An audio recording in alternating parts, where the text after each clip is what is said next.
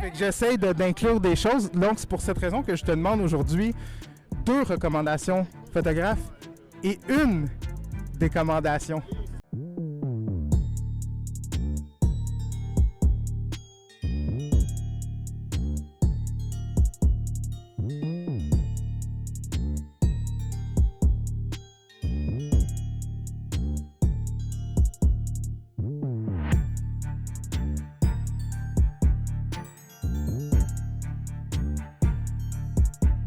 Tu vas commencer par me faire un...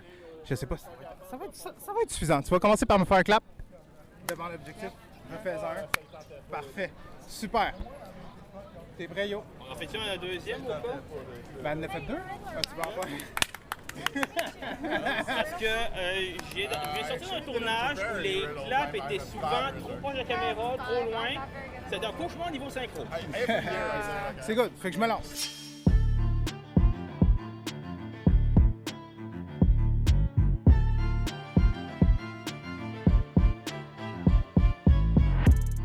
Salut à tous, c'est Ours Audacieux. Aujourd'hui, je suis au Comic-Con de Montréal, l'édition 2023. Et aujourd'hui, je suis avec Moonita Cosplay.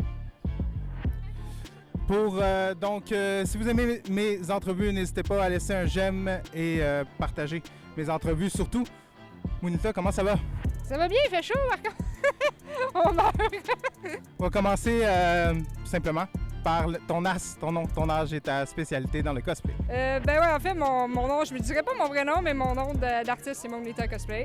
Mon âge, j'ai 30 ans. Mon Dieu, mais je suis versatile, moi. Mais j'adore les wigs, en fait, surtout les wigs, puis les armures, mais je pense que je fais un peu de tout, là, pas vrai, là.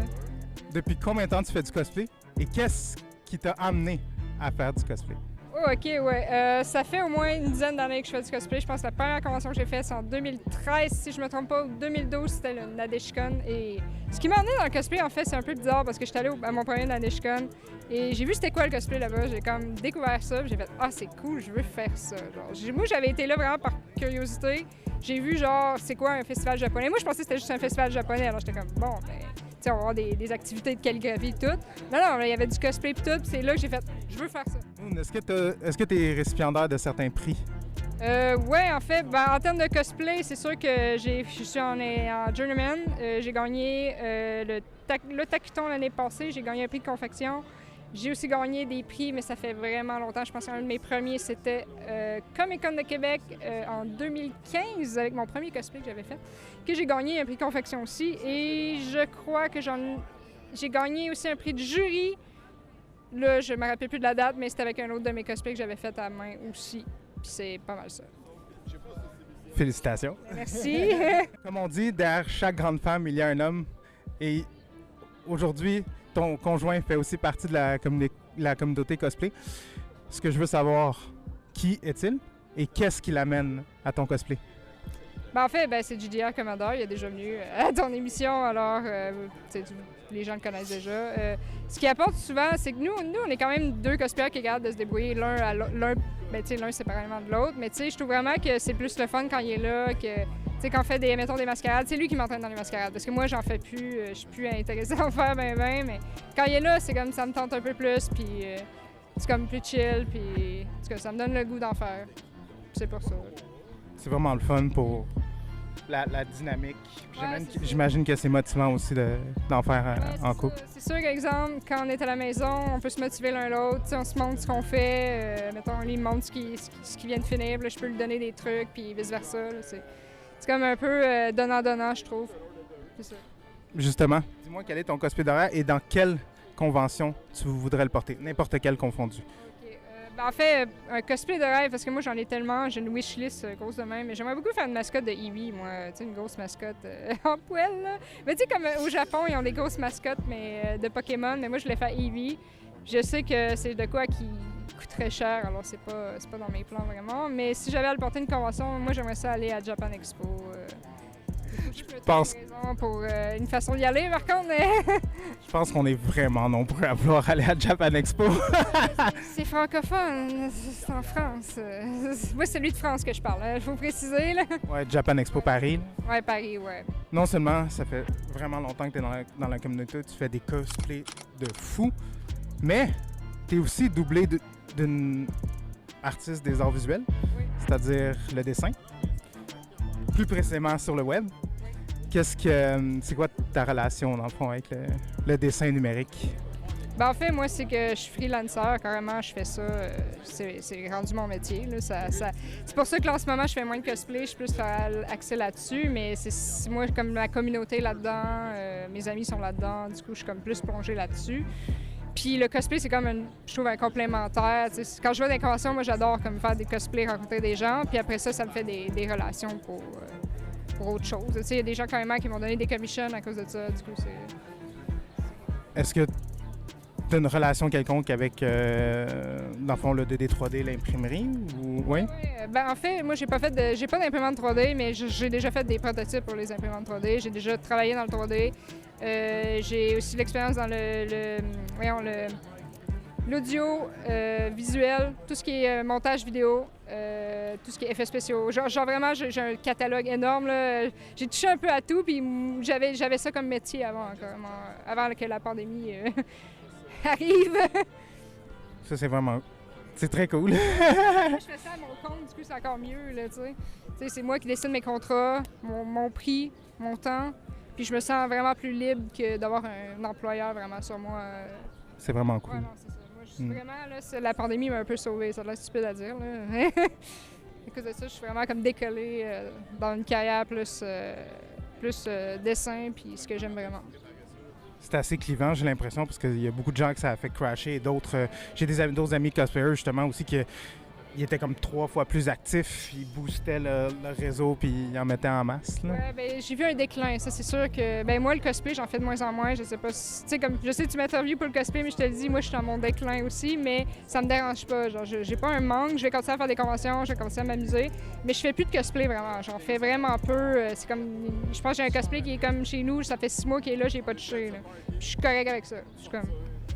Je suis à l'aise avec... mon entrevue, puis je pense que je serais pas passé outre parce que je te suis depuis un petit moment. GDI un petit peu avant, lui je pense que je suis depuis genre 2016, mais c'est sûr que je serais pas passé au-dessus de toi parce que je sais pas, c'est quelqu'un que je trouve intéressant dans la communauté, j'aime le cosplay que tu fais, les dessins, fait que je serais pas passé à côté. Ça me fait plaisir d'être là. Puis, dans le fond, est-ce qu'il y a un univers en particulier qui t'inspire les dessins, soit par les traits ou